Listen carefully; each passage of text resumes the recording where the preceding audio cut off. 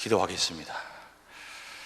하나님 아버지, 저희들의 기도와 저희들의 찬양을 받았을 줄 믿습니다.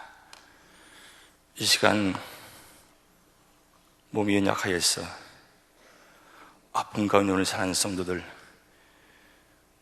예배드리지 못하는 마음, 안타까운 마음으로 있는 성도들이 있습니다. 하나님 이 시간 찾아가 주셔서 위로하여 주시고 그들의 모든 질병을 치료하여 주시옵소서. 이 시간 말씀 앞에 있습니다. 말씀 가운데 하나님의 음성을 듣게 하여 주시옵소서. 감사드리며 예수님의 이름으로 기도하옵나이다. 아멘. 제가 아는 분 중에 이런 분이 있습니다. 참 주는 것 없이 미운 사람이 있습니다. 아주 계산이 굉장히 빠른 사람입니다. 그리고 눈치가 얼마나 구단인지 보기만 봐도 이 사람 눈치로 사는 사람입니다. 그리고 목적을 위해서는 수단과 방법을 가리지 않고 자기 야망을 끝까지 추구하는 사람입니다. 그리고 손을 제일 먼저 들고는 책임을 지지 않는 사람입니다. 그래서 얼떨결에 갇히는 사람들이 따라가다가 낭패를 보는 경우가 참 많습니다. 그리고 얼마나 뺀질뺀질한지 기회만 되면 도망가려고 하는 사람입니다. 그리고 이 사람 속을 알 수 없는 사람입니다. 도저히 믿을 수가 없습니다. 그래서 이 사람 같이 있으면 저 사람 무슨 생각을 하지? 어떤 마음을 갖고 있지? 이렇게 믿을 수 없는 사람입니다. 또한 힘 있는 사람에게는 한없이 비굴 합니다. 그리고 힘 없는 사람에게는 굉장히 힘주는 사람입니다. 그리고는 앞에서는 잘하는 척 합니다. 그런 뒤에서는 하지 않습니다. 그리고 이 사람은 참 아부를 잘합니다. 손이든 발이든 앞에서는 넘어갑니다. 얼마나 아부를 잘하는지 옆에서 보기에는 역겹습니다. 지금 제가 10가지 미운 사람을 예를 들었는데 지금 여러분 이 10가지 중에 나는 몇 가지 정도 해당될 것 같습니까? 이 10가지 중에 7가지에 해당되는 사람을 야곱 DNN에 속해 있던 사람입니다.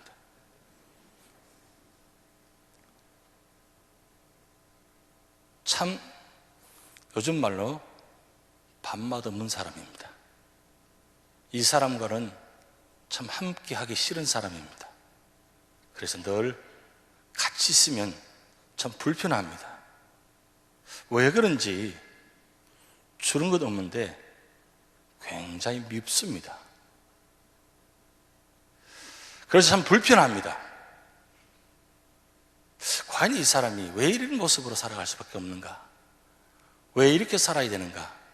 또 저렇게 살 수 없는가? 그렇게 굉장히 궁금할 때가 많습니다. 똑같은 상황 속에서 똑같이 지내는 모습 속에서 어떤 분들은 늘 손해보면서 그래 내가 하지요, 내가 손해보면 되지요 하고 언제나 그때 그 자리마다 상황마다 자기가 손해를 보려고 합니다. 이 사람은 절대 손해를 보지 않습니다. 그러니까 이 사람만 있으면 굉장히 분위기가 이상해집니다. 한마디 두마디 넘어가기가 않습니다. 왜냐하면 이분하고 있으면 말하기 싫거든요. 같이 함께하기 싫거든요. 도무지 변화라는 것이 없습니다. 잘못된 길에서 좀 돌이키고 가다 보면 아 내가 이래서는 안 되겠다 하는 생각을 가질만 한데도 그런데 이분은 도대체가 변할 기미가 보이지 않습니다. 벌써 가까이 지내본 지가 5년, 6년 되었는데 아직도 여전히 이 사람이 이 모습이대로 지금 살아가고 있습니다. 그것도 함께 신앙생활을 하고 있습니다. 여러분 누구인지 생각이 납니까? 다른 사람 볼 필요 없습니다. 그게 바로 나기 때문입니다. 나는 그런데 나는 전혀 그렇지 않다고 생각하고 남을 비방합니다. 비난합니다. 그러니까 문제 해결되지 않습니다. 오늘 이 주인공은 누구냐면 바로 야곱입니다. 성경의 창세기 보면 아브라함, 이삭, 야곱, 요셉 4명의 족장들이 나옵니다. 아브라함, 그래요, 인정할 만합니다. 정말 홀홀단신 모든 걸 포기하고 출발하고 말씀 따라간 사람입니다. 그리고 아들 이삭을 바치면서까지 순종한 사람입니다. 그래서 조상의 아비 되는 정말 믿을 만한 사람입니다. 이삭, 정말 온유한 사람입니다. 온순한 사람입니다. 아버지로부터 받은 제사도 많지만 그는 언제나 양보하며 언제나 피하며, 그래 내가 가진 게 있으니까 내가 가져야지, 다 손해보며 살아갑니다. 그런데 놀라운 사실은 이 이삭의 삶이 손해보면서도 하나님은 전무후무한 거부라는 축복의 단어를 주셨습니다. 근데 야곱만 생각하면 이상하게, 하나님, 이 사람이 어떻게 이 족장의 반열에 올라갈 수 있습니까? 아니, 어떻게 이런 사람이 될 수 있습니까? 그렇게 생각이 듭니다. 요셉은 어떤 사람입니까? 정말 한 민족을 위해서, 한 국가를 위해서 만들기 위해서 그는 13년간의 고난의 과정을 거쳐가면서까지 순종한 사람입니다. 그러기에 아브라함, 이삭, 요셉은 인정할 만합니다. 근데 야곱은 도저히 받아들일 수도 없고 이해하기도 힘듭니다. 야곱은 태어나면서부터 형 에서의 발꿈치를 잡으면서 태어난 사람입니다. 이 태어난 모습이 하도 기가 막히니까 이름을 야곱이라 지었습니다. 무슨 뜻입니까? 속이는 자입니다. 발꿈치를 잡는 자입니다. 그런 모습으로 태어나다 보니까 이 태어나서 살아가는 과정이 아주 기가 막힙니다. 틈만 나면 기회를 이용해서 뭔가 뺏으려고 하고 뭔가 가지려고 하고 도저히 가져서는 안 되는 것들을 가지려고 욕심을 냅니다. 결국은 형 에서의 장자의 축복권을 팥죽 한 그릇에 기가 막히게 작전을 짜서 받아냅니다. 그리고 거기서 끝나지 않고 그는 아버지 이삭으로부터 축복 기도를 받습니다. 그 장면이 어떤 장면입니까? 양을 잡아서 틀을 덮어 씌워서, 그게 얼마나 기가 막힌 작전이에요. 이건 야곱만이 할 수 있는 작전입니다. 야곱이기에 가능합니다. 감히 누구도 생각지 못하는 그런 장면을 연출해서 결국은 축복권을 받아냅니다. 그런데 기가 막힌 축복 받았는데 그 축복 때문에 그는 이제 형 에서 때문에 도망자의 삶을 시작합니다. 20년간의 도망자의 삶을 시작합니다. 거기서 외삼촌 라반의 집을 향하러 가는 중에 루스라는 땅에 와서 이 야곱이 힘이 드는 가운데, 밤에 자는 가운데 꿈에 하나님께서 나타나셔가지고 말씀하십니다. 너는 동서남북 모든 것을 향해서 내가 축복하겠다. 내가 어디를 가든지 너와 함께 하겠다. 야, 기가 막힌 축복을 주십니다. 이 축복을 꿈에 받는 순간에 그는 깨어나서 그 자리에서 결단하기를, 이 자리가 하나님의 집이다, 베델이라고 이름을 짓기 시작합니다. 그리고 거기서 하나님께 서원합니다. 그것이 바로 창세기 28장 20절에서 22절 말씀, 놀라운 3가지를 고백합니다.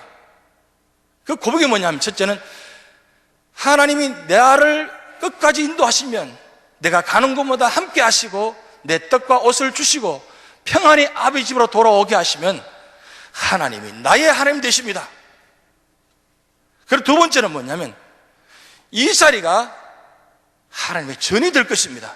내가 돌배간 이 돌을 기둥을 세워가지고 이 자리가 하나님의 전이 될 것입니다. 두 번째 결단을 합니다. 세 번째는 나로 아버지 돌아오게 하시면 내가 얻은 모든 소득의 11조를 하나님께 드리겠습니다. 이 세 가지 서원 기도를 합니다. 이때까지는 참 좋았어요. 그가 이제 외삼촌 라반의 집으로 향해서 출발해서 도착합니다. 거기서부터 20년간의 삶이 고단의 연속입니다.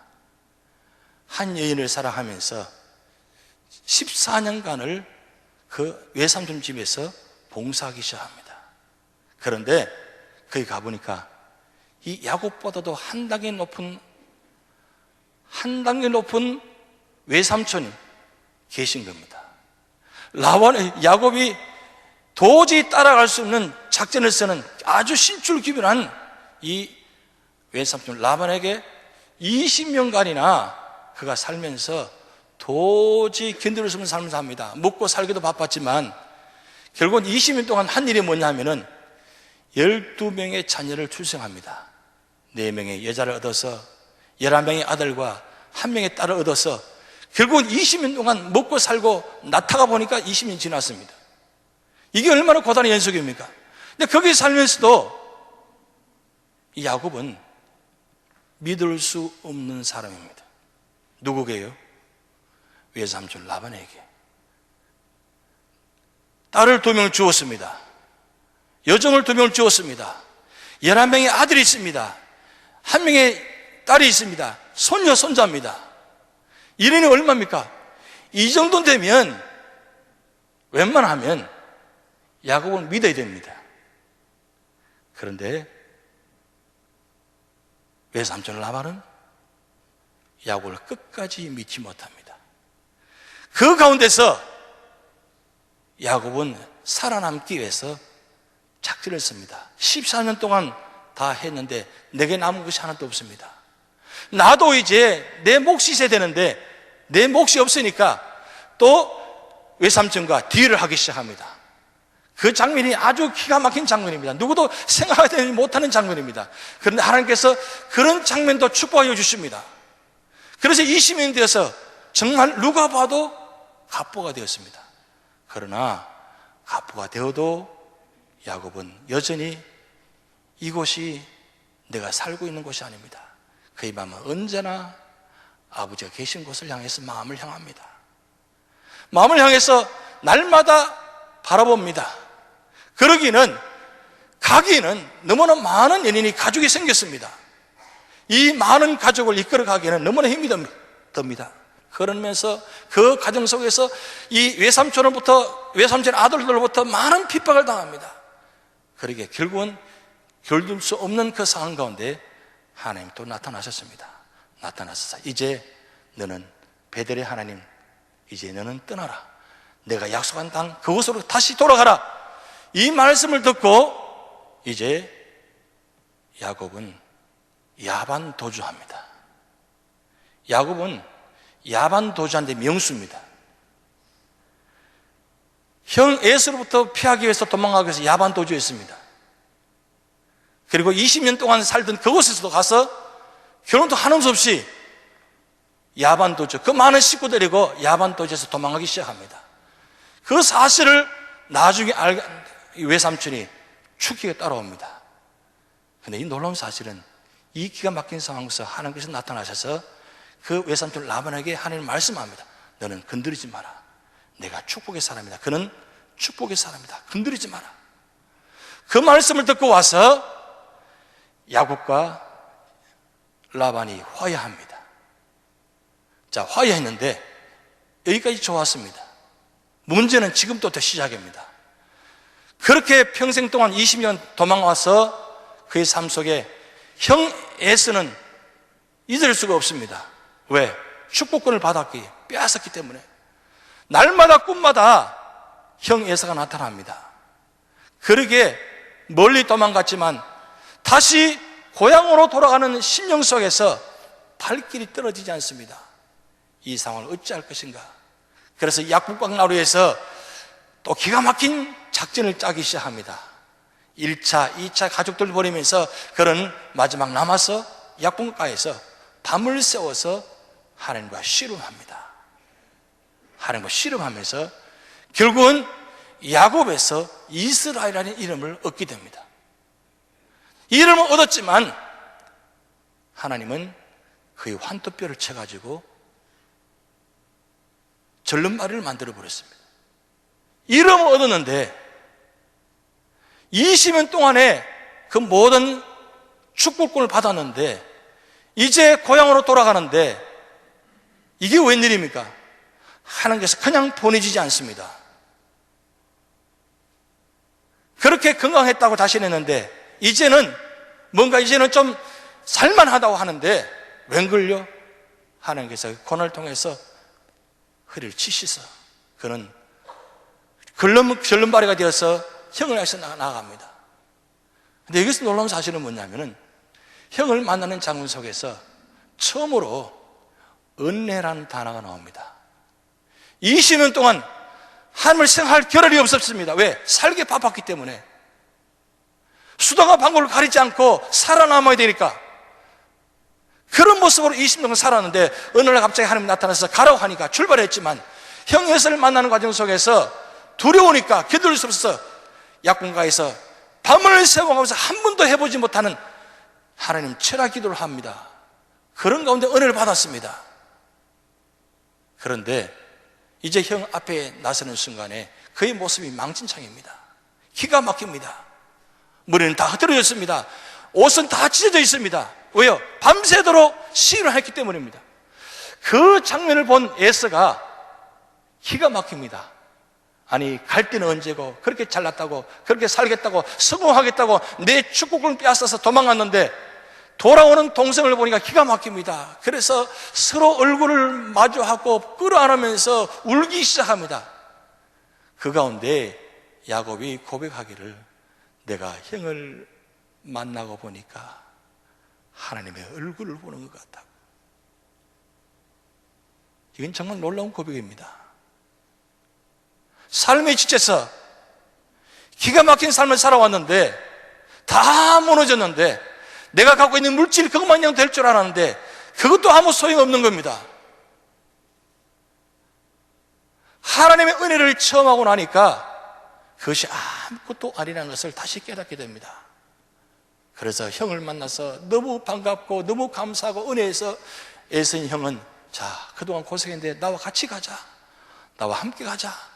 이제 우리가 이제 나눌 게 뭐가 있냐 헤어질 게 뭐가 있냐 같이 살자 같이 가자.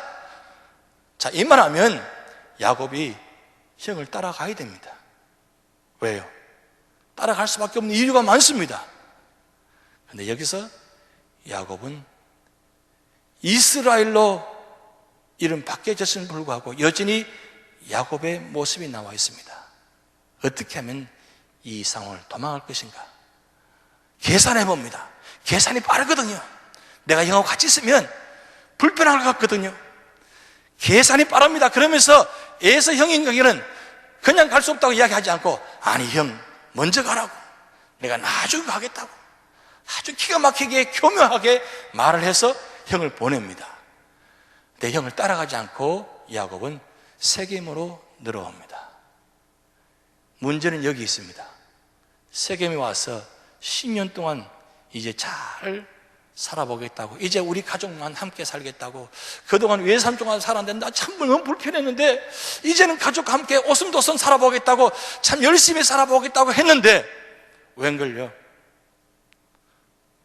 그의 딸 하나밖에 없는 무남동녀 외동딸이 큰 세겜 지방에 가다가 구경 가다가 그 세겜 지방에 있는 추장 아들로부터 급탈을 당합니다. 기가 막힙니다. 여기 이 상황 속에서 여러 가지 반전이 일어납니다. 야곱이 그 사랑하는 딸을 보호하게 하지 못하고 결국은 그 딸 때문에 가족 안에 자녀들 간에 문제가 생깁니다. 그런데 이 세겜의 아들, 추장의 아들은 이 사랑하는 딸을 사모합니다. 사랑합니다. 그래서 우리 결혼하자고. 내가 사랑하니까 결혼하자고 그렇게 딜을 합니다. 그럴 때에 이 사랑하는 딸 디나 오빠 되는 시몬과 레위가 작전을 짭니다. 20년 동안 아버지로부터 배운 것이 뭐냐면은 작전 짜는 겁니다. 어떻게 하면 사람들을 이용할 것인가, 이 방법으로 헤쳐나갈 것인가, 기가 막힌 방법을 씁니다. 그게 뭐냐면, 그러면 좋다, 같이 살자. 살긴 살았는데 조건이 하나 있다. 이 세계 모든 남자들은 할례를 받아야 된다. 할례를 받으면 우리 가족이 될 수 있다. 그리고 할례 받으면 우리 서로 교통할 수 있다. 함께 살 수 있다. 그러니까 이 세겜지방의 사람들은 좋다고 그렇게 하자고. 자, 그렇게 해서 할례를 받았습니다. 사실은 시몬과 레위는 다른 마음이 있습니다. 여기에서 시몬과 레위는 사고를 칩니다. 무슨 사고를 치냐면 그게 오늘 창세기 34장에 있는 말씀입니다. 세겜에 있는 모든 남자들을 할례 받은 사람들 다 죽여버립니다. 그리고 그 추장과 아들까지 죽여버립니다. 그리고 가서 겁탈합니다. 노락질합니다. 완전히 세겜 성을 초토화시켜버립니다. 여기서 문제입니다. 야곱이 30년 동안 이룬 모든 부가, 모든 명예가, 모든 것이 한순간에 무너질 상황입니다. 왜냐하면 이 세겜 지역은 가나안 7족속 중에 히위 족속의 아들들입니다. 이 히위 족속은 산악기로 유명한 사람들입니다. 가나안 7족속 중에서도 가장 악한 사람들입니다. 이 사람들을 그 히위 족속 중에 한 부족을 건드려 놓았으니까 어떻게 될 것 같아요? 이제 곧 벌떼처럼 다가올 것입니다. 기가 막힌 상황입니다. 다 무너질 상황입니다. 그런데 이 정도 되면 야곱이 하나님을 찾아야 됩니다. 네, 야곱은 하나님을 찾지 아니하고 오히려 자녀들을 원망합니다. 그러니까 오히려 자녀들이 화를 냅니다. 아니, 이 정도 상황 돼서 어떻게 내가 당연히 하지 않냐고 이렇게까지 아버지가 대들기 시작합니다. 그게 뭐냐면 30년 동안에 살아오면서 아버지로부터 배운 모든 것이 이 자녀들에게도 같이 이루어집니다. 여러분 생각해 보세요. 4명의 엄마와 밑에 자녀들이 있습니다. 이는 콩가루 집안입니다. 마음이 하나 될 수가 없습니다. 근데 문제는 뭐냐면 야곱은 누구만 사랑하느냐면 라헬만 사랑합니다. 요셉만 사랑합니다. 이러니까 다른 자녀들은 늘 서럽습니다. 아버지부터 사랑을 받고 싶은데 사랑을 받을 수가 없습니다. 왜? 사랑을 주지 않으니까. 그러니까 어떻게 하든지 이 방법을 모면하려고, 어떻게 하든지 사랑을 빼앗으려고 그렇게 30년을 살아왔습니다. 이 기가 막힌 절정의 상황에 하나님은 창세기 35장 오늘 1절 말씀에 나타나셔서 말씀합니다. 이제 일어나라. 베들로 올라가라. 거기서 제단을 쌓아라. 신앙의 결단은, 문제 해결은 여기부터입니다. 우리가 살다 보니까 처음에는 은혜를 받았습니다. 베델처럼 서원도 했습니다. 감동도 있습니다. 뜨거운 은혜도 있습니다.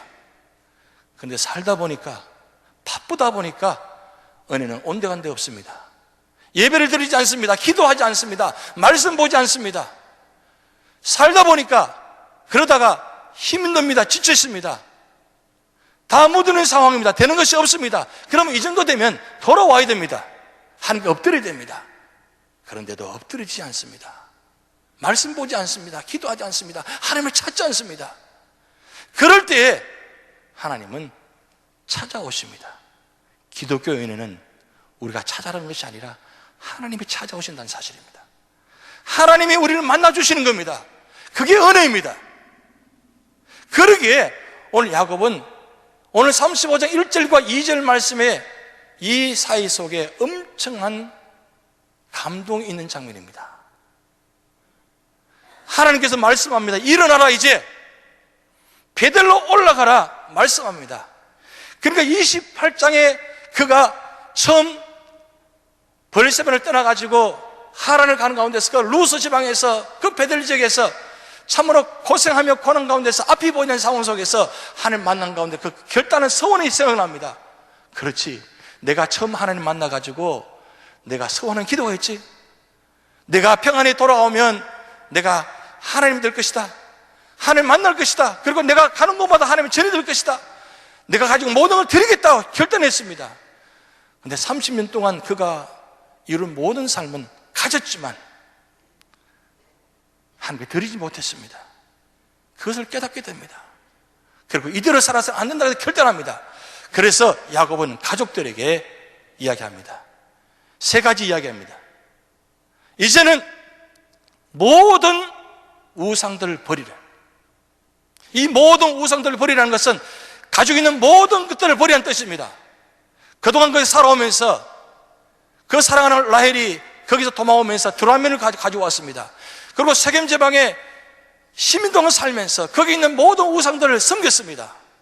그러기에 야곱은 결단합니다. 이대로 이렇게 살아서는 안 된다. 모든 걸 버리라. 특별히 우상을 다 버리라. 그리고 몸을 정결하라. 그리고 의복을 바꿔 입으라. 신앙의 결단은 바로 이것입니다. 우리가 살아갈 때에 우리 삶 속에 하나님보다도 우선순위 대상들, 하나님보다도 더 중요하게 생각하는 것들, 이것이 다 우상이라는 것입니다. 이것을 다시 돌려오라는 겁니다.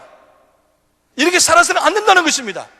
왜? 그렇게 살아서는 하나님을 축복해 주시지 않기 때문입니다.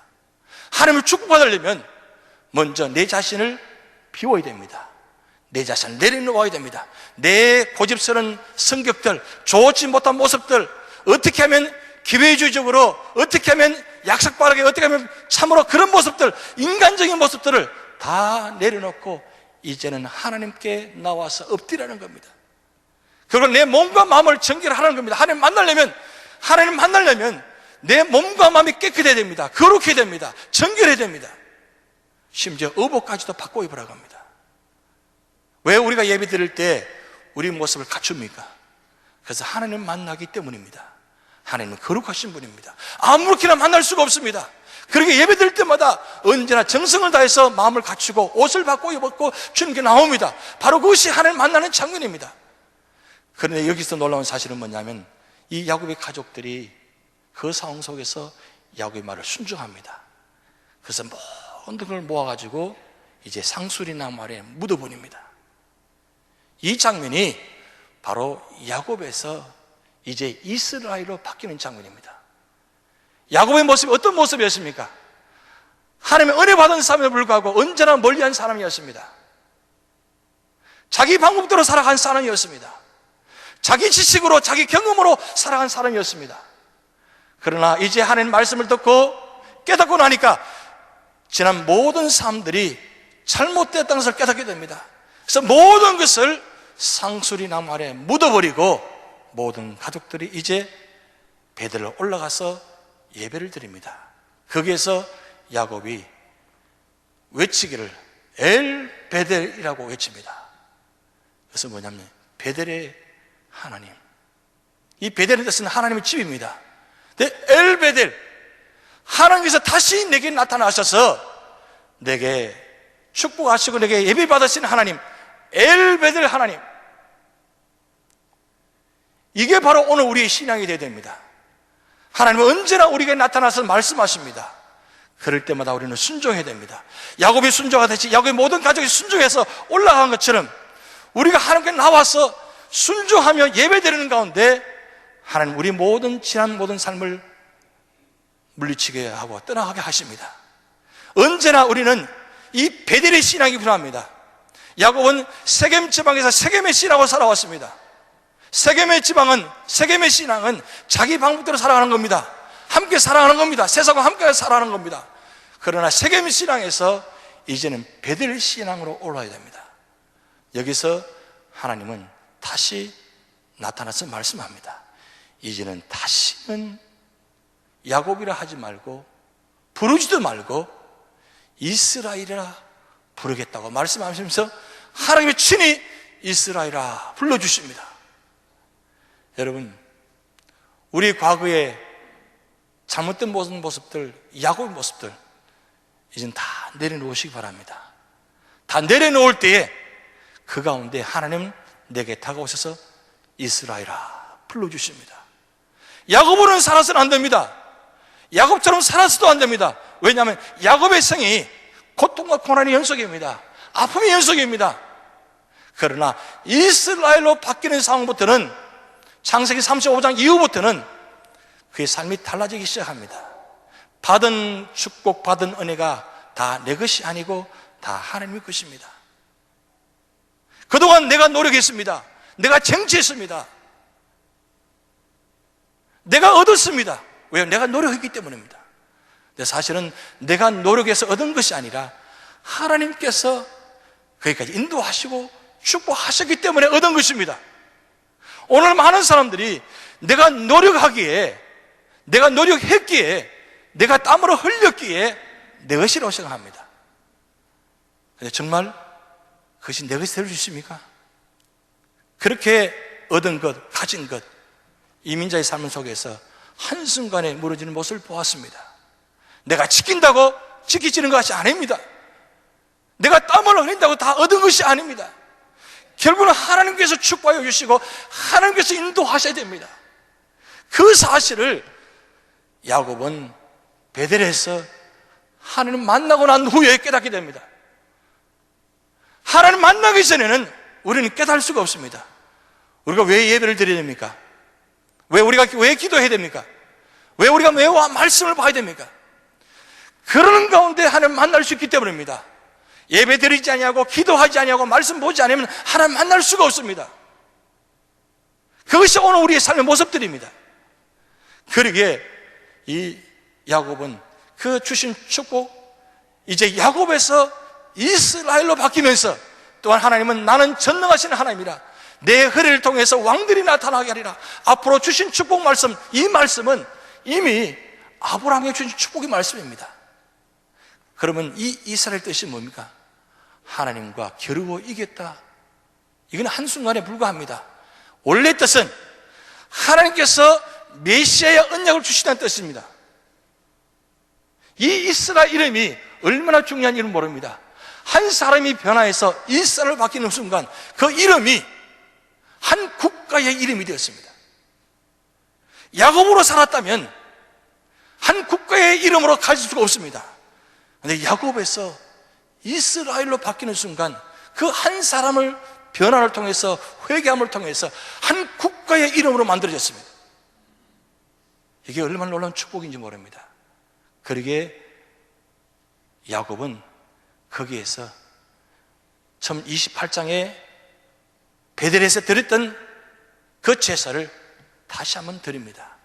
돌을 세워서 거기다가 기름을 붓고, 기름을 부어서 거기다가 다시 베델이라고 이름을 부릅니다. 베델, 이는 하나님의 집입니다.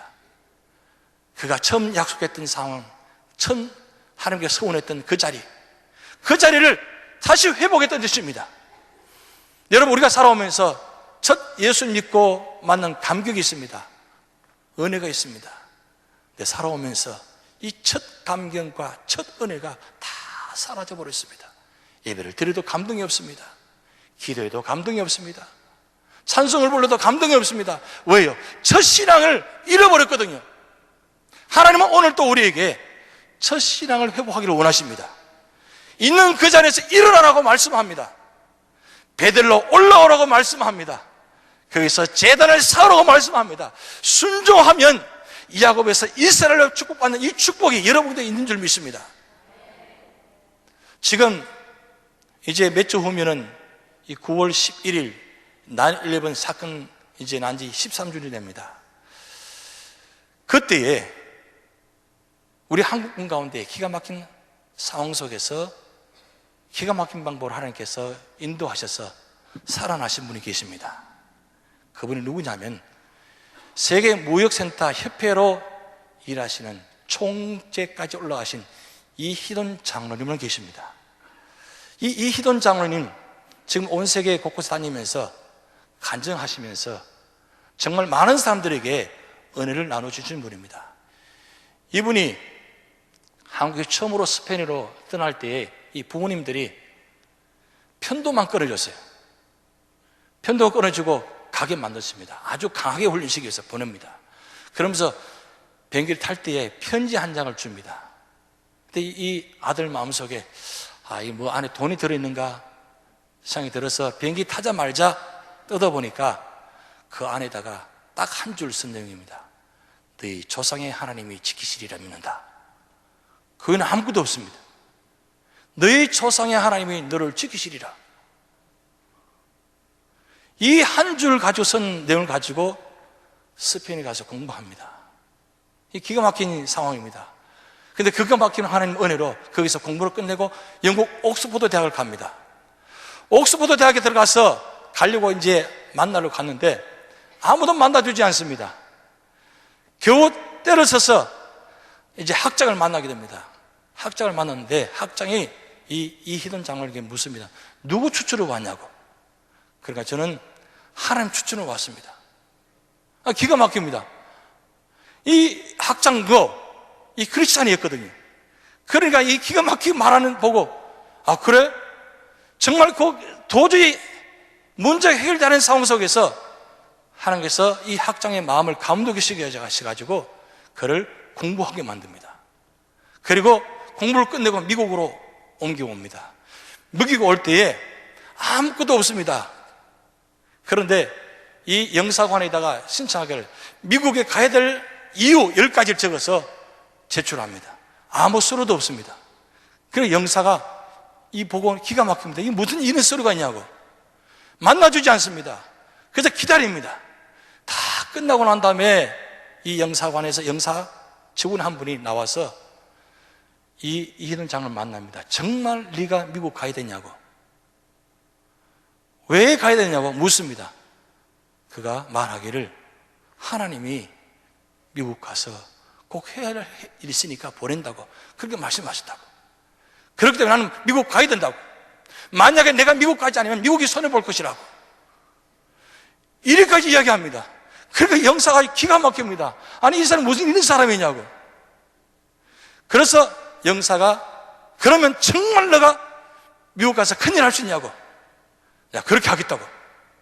또 거기서 기가 막힌 방법으로 하나님께서 은혜 주셔서 영사 비자를 받게 됩니다. 비자를 받고 와서 미국 와서 또 공부합니다.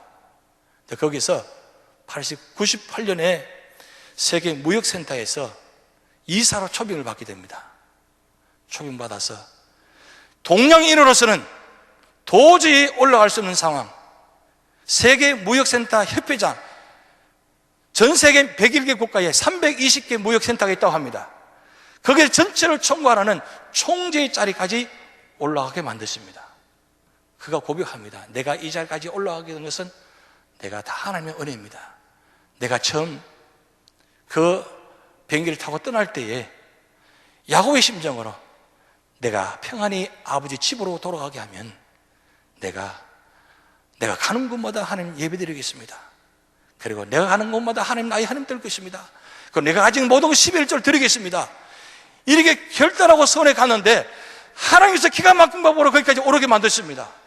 그래서 이분은 세계 어디를 가든지 주일만큼은 본교에 와서 주일 성수합니다. 그리고 새벽 기도는 철저하게 하십니다. 그리고 11절 드리는데 11절 드리는 것이 아니라 10의 3조 4절 드리는데 하나님이 빚지도록 만든다는 겁니다. 그게 작전입니다. 뭐냐면 내가 11조는 11만 드리는데 내가 많이 드리면 하나님께서 빚졌기 때문에 나에게 더 주실 것이다. 그런 마음으로 10의 3조를 한다는 거예요. 그러니까 자기 가지고 있는 모든 것 중에서 언제나 받으면 먼저 10의 4조를 띄워가지고 하나님께 드린다는 거예요. 그렇게 철저하게 예배 중심, 하나님 중심, 11조 중심으로 살아가니까 하나님께서 그를 그 9/11 그 사건 속에서도 기가 막히게 하는 은혜로 채워주셨습니다. 그날 아침 8시 반에 101층에서 회의가 있었는데 가려고 하는데 갑자기 주소를 한 잔 마시는데 갑자기 복통이 일어나가지고 화장실 가서 설사를 다 합니다. 설사하다 보니까 30분 40분 지연됩니다. 결국 하는 수 없이 8시 반 약속을 취소한다고 전화를 보냈습니다.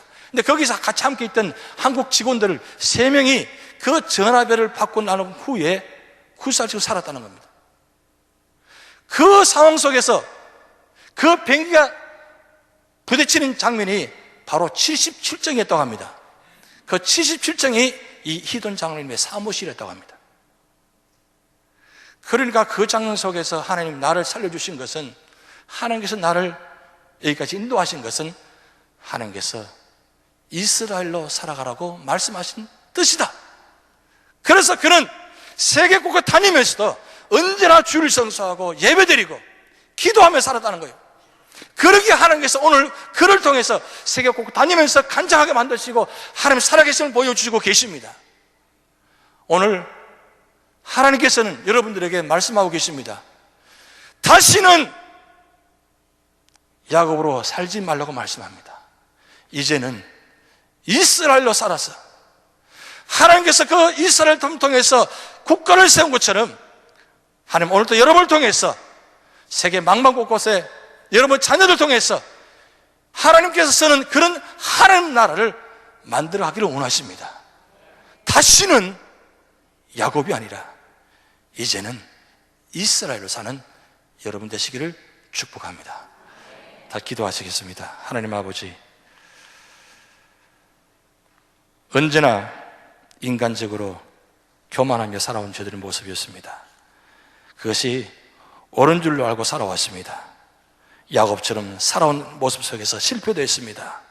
그러나 하나님께서 오늘 또 나타나셔서 찾아봐 주셔서 말씀하십니다. 하나님, 이제는 다시는 야곱처럼 살지 않고 이스라엘로 살아라고 말씀합니다. 이 말씀에 순종할 때에 하나님께서는 야곱을 통해서 이스라엘로 만드시고 이스라엘을 통해서 하나님 축복한 장면을 보았습니다. 그 축복이 오늘 저들에게 이루어지게 하여 주시옵소서. 감사드리며 예수님의 이름으로 기도하옵나이다. 아멘.